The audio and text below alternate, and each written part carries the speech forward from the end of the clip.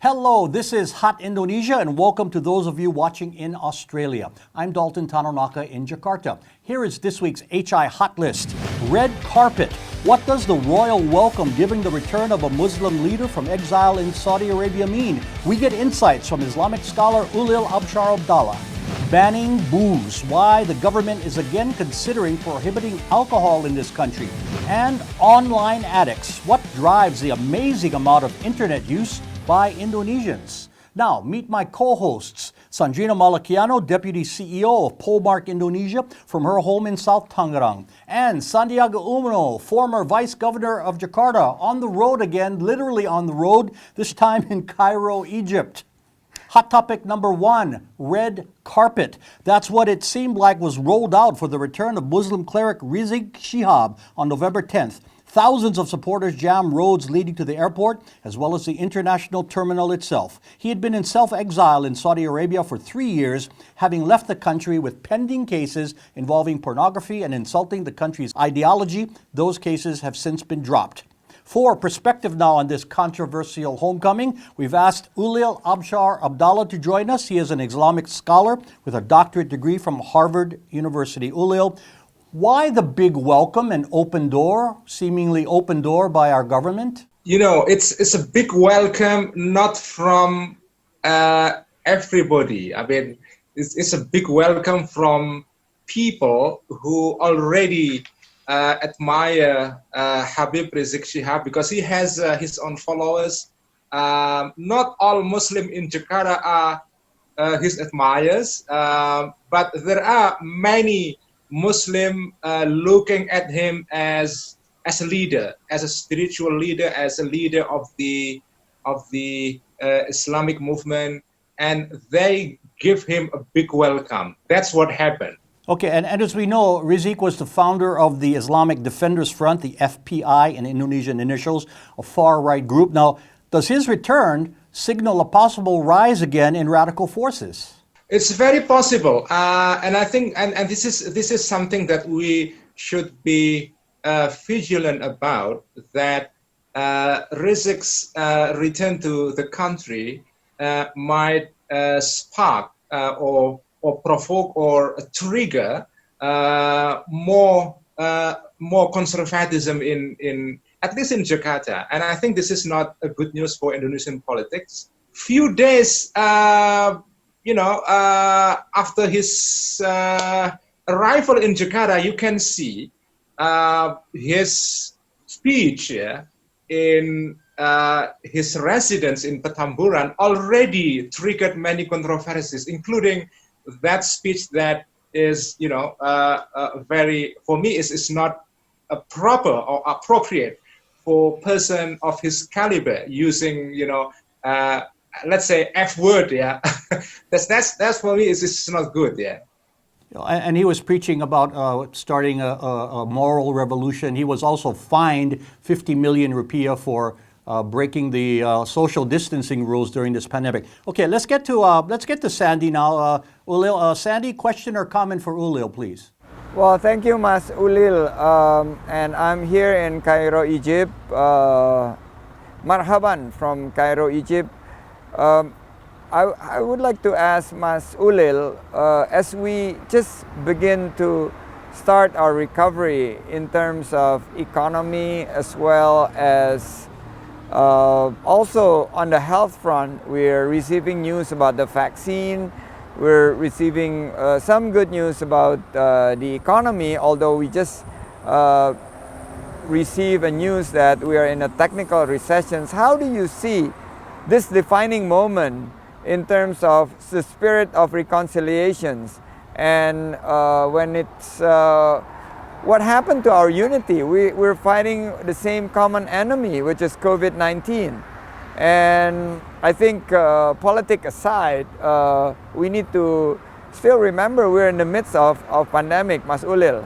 Yeah, I agree, Mas Sandi. I think the problem with the government taking a decisive measure against Habib Rizik's, organizing this huge gathering in his residence in Petamburan is that, the government, in my opinion, has a weak moral standing to ban this kind of gathering, because the government already allowed the Pilkada Serentak, the simultaneous district election that is going to be held at December 9th this year.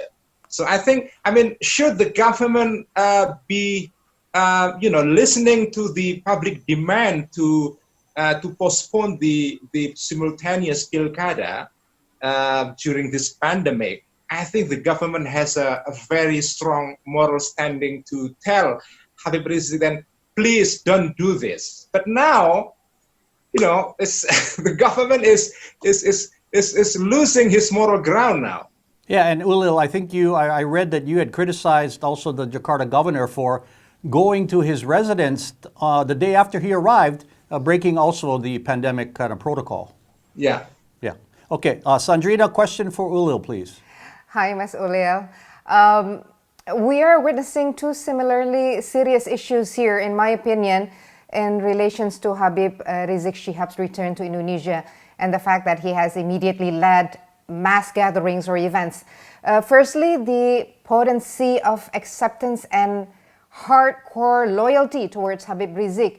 Lately, he has been named Imam Besar, or High Priest, not only by FBI members or sympathizers, but also by numerous Muslim communities and leaders. In your opinion, how acceptable and legitimate is this, giving him the title of High Priest or Great Imam or Grand Imam? And do you see the possibility that such a title could represent a daunting relationship between Habib Rizik Shihab and his followers? For example, everything he says would be blindly accepted beyond rationality. Does this worry you? You have a correct and valid observation, Sandrina. Look, if you see the history of FBI from its inception in 1999, I guess, just a year after the Reformasi era, there was an interesting development in how FBI conducted itself. It started FBI as let's say as a vigilante group, and then in 2005 it started it's entered into different level by being more not only vigilante but a group that transformed itself into certain political interest group, campaigning for example, campaigning for banning the churches, harassing the Ahmadiyya and minority group. And now, after Pilkada DKI, there was a great transformation of FBI. FBI now become more important political power today. It's not just so FBI now is different from FBI as you see in 1999 or in 2000. It's different, a different group, and that explains why some political leaders try to get some political support from this figure, because Habib Rizik now is increasingly more credible. You like it or not, Rizik Shihab today is more credible than he was 5, 7, 10 years ago. Okay, Ulil, to wrap this up, what role or how big a role do you think this cleric will have now? Or was his homecoming just a one-off event? Everybody happy to see him, but he's kind of going to fade away. Habib Rizik is and remain to be a Jakarta phenomenon. He's not going to be national figure. That's, for me, is for sure. So in terms of Jakarta provincial politics, Habib Rizik would be playing a more important role in the future. But nationally, he's not there. Okay, Ulil Abshar Abdalla, Islamic scholar, thank you very much for those insights. Appreciate your time. Hot Indo will continue shortly. Banning booze. Will the government be successful this time?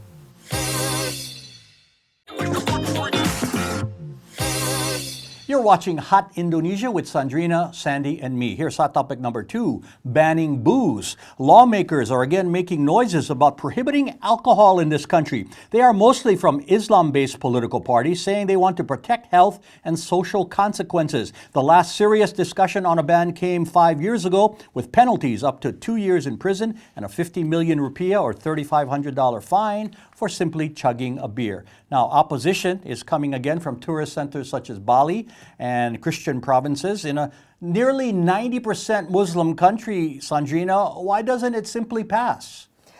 Dalton, as someone who lived in Bali since I was 2 weeks old, even though I don't have any Balinese blood in my veins, I always proudly say I am 1000% Balinese. So I must clarify one important matter here. Opposition does not come from Bali alone, but also from other regions throughout the country. And such protests are not based solely on tourism-related reasons. In Bali and many other areas in Indonesia, Dalton, we know there are local religious, cultural traditions, indigenous customs that involves the use of traditional or local alcoholic drinks. For example, arak brem is used in religious ceremonies as offerings in Bali. In South Sulawesi, the people drink balo, which is in the olden days used to honor important guests. Flores, they have sopi, an alcoholic beverage also commonly used in ceremonies and rituals. So we should not view this matter only from the business or commercial perspective. It is also part of a cultural heritage.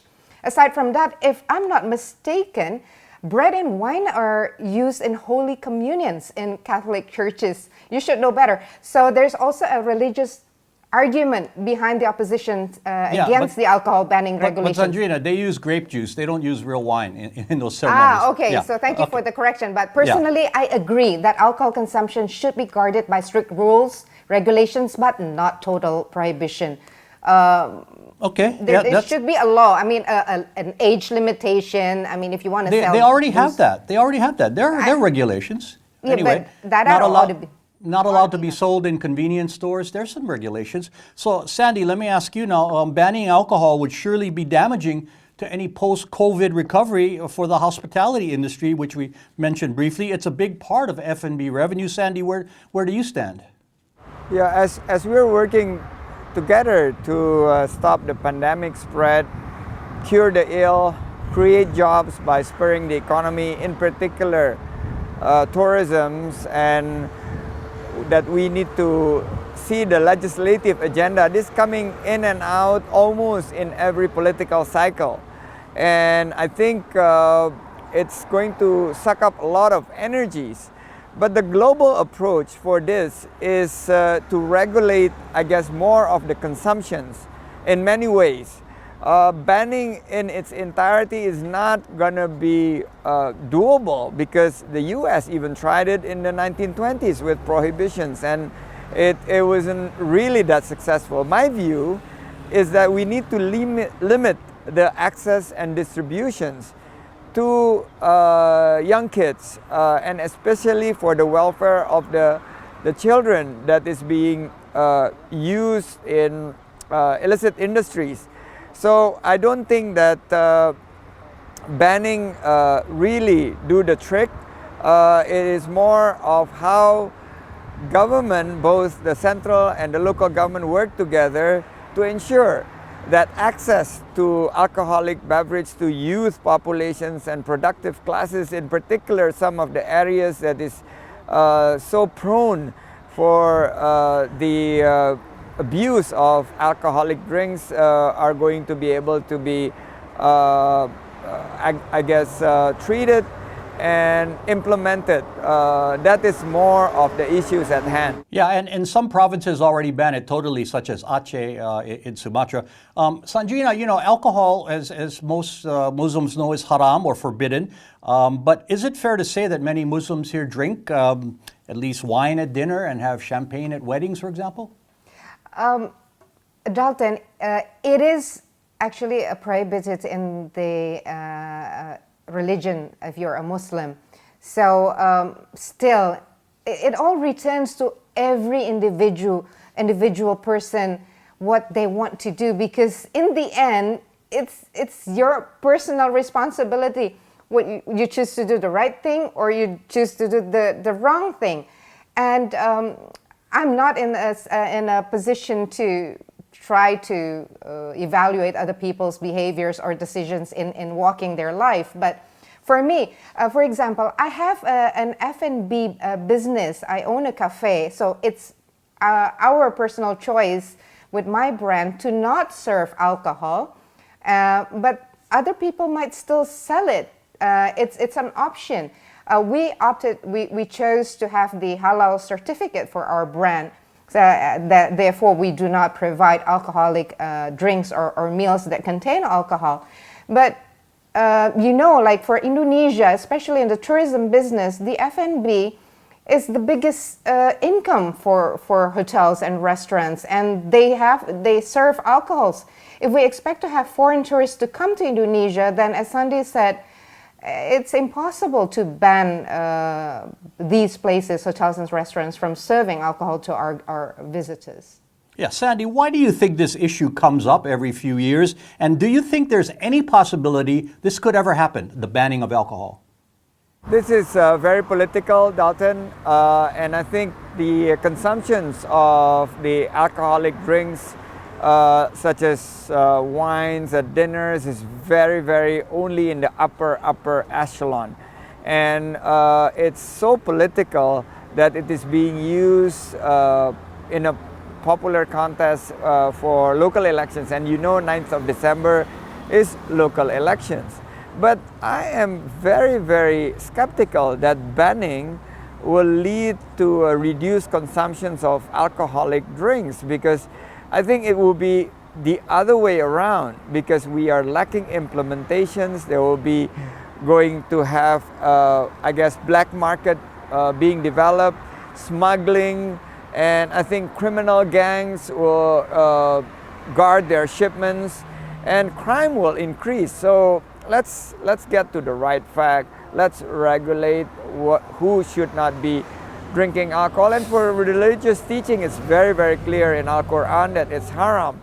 So that's also the jobs of the ulamas, the jobs of government and everybody on collaborative measures to help ensure that the vulnerables are not being targeted. Okay, more Hot Indo is ahead. Online addicts, why nearly 200 million people here access the internet.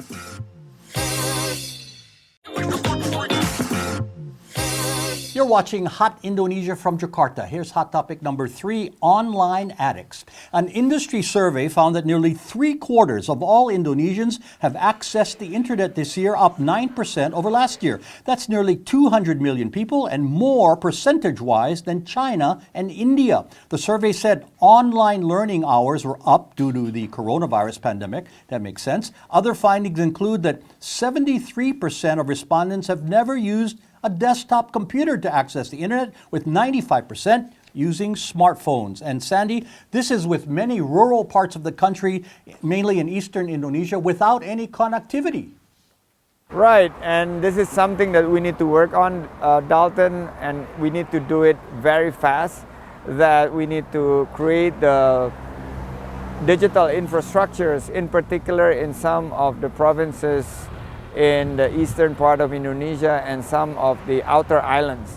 And significant figures of the Indonesia's young generations are now connected through mobile apps. So they are not tied to their desk. They're increasingly do their schools, their even social interactions from everywhere, from parks, from cafes. And I think Indonesia is a very socially engaged people. And I think it's imprinted in our culture. And I think with the pandemic, this is accelerated. And it's a big job for everybody, including the government, the business sectors, to rise up to the occasions, provide the infrastructure needed, create more jobs, and pick up business opportunities. Yeah, it's already an amazing statistic that we have such a high percentage of usage. And of course, Sandrina, the majority, as Sandy said, connect to the internet for social media and for chatting. The only country with a higher percentage is the US with 96%. That's an amazing statistic for us here. Indeed. Dalton, behind those statistics that you mentioned, there are actually two very important phenomena in Indonesia. First of all, the current structure of the Indonesian population mostly consists of millennials, we know. Those are born from 1983 onwards, then the Gen Zs from 2000 onwards, and the Alpha generation, born from 2011 onwards. So one of their very distinct characteristics is being very familiar with digital equipments or gadgets. So, of course, the surge or booming of digital communication devices and social media in Indonesia is not at all surprising. Secondly, Dalton, these last few years, we have undergone a massive, you could call it a cultural revolution in the form of personalization. Facilitated by the internet, then the social media, every person can determine their own lives, create their own history, be whoever they want. For example, one can be a citizen journalist by using their personal social media account. This form of personalization is attractive for everyone as it provides unlimited freedom. So in the last 11 years, we, Paulmark Indonesia, have done hundreds of surveys throughout Indonesia, and our surveys confirm that this digitalization and personal phenomenon does exist in Indonesia. So there's your answer. Yeah, and with the surge in e-commerce and digital payment systems, usage can only grow. So we'll see a lot more potential realized. Okay, it is feedback time now. We want to hear from you wherever you are watching us, even in Cairo, Egypt. Now, this comment was posted on the Indonesia Channel YouTube page. Brother Sandy, I need to be supported. My small enterprise is going down due to the pandemic. Sandy, quick answer? Yes, and you need to be engaged in local communities. Here, OKOCHE is ready to help you. Tell us where you are and we're right there by ambulance to revive your business. Okay, and that was posted by Fuad here in Indonesia. And Pamela posted this on Instagram. Be fair in reporting on the integrity of the American election system. Well, we always try to present both sides, Pamela. Here's how to contact us with your feedback. Email at hotindo@theindonesiachannel.com or comment through our Hot Indonesia or Indonesia Channel Twitter, Facebook, Instagram, and YouTube pages. Final words, Sandrina. This week, a very important and interesting book was published. The book is entitled Promised Land. This is President Barack Obama's third book after Dreams from My Father and The Audacity of Hope. Aside from being the most talked about president, Barack Obama is, according to me, one of the best public speaker or communicator in the world. So I believe Promised Land will be a very good and interesting book to read. I personally have bought it. It's in my Kindle, so there. And I'm really eager to read it, so thank you, Obama. And for those of you who have also been waiting for this book, happy reading. Yep, from the former Jakarta resident. Final words now, Sandy. From Cairo, Egypt, I would like to inject some optimism. I'm seeing travel picking up, business getting ready, vaccine is finalizing to be distributed, hopefully 2021. Guys, we need to move fast. Government need to move fast to accelerate the realizations of the cash assistance and social assistance to the people. Business will start innovating and adapting, and we need to create more jobs, a lot of jobs, and we need to be fast because we don't want to miss the boat. All right, and have a safe and fun trip there, Sandy. Now, my final words, debate and friendship can be compatible, right? I mean, we can disagree and still be friends, right? Whether it's over elections or religion or where to go for dinner. I won't stop being friends with someone because she voted for someone I opposed, and I hope you won't stop chatting with me because I insisted on eating steak.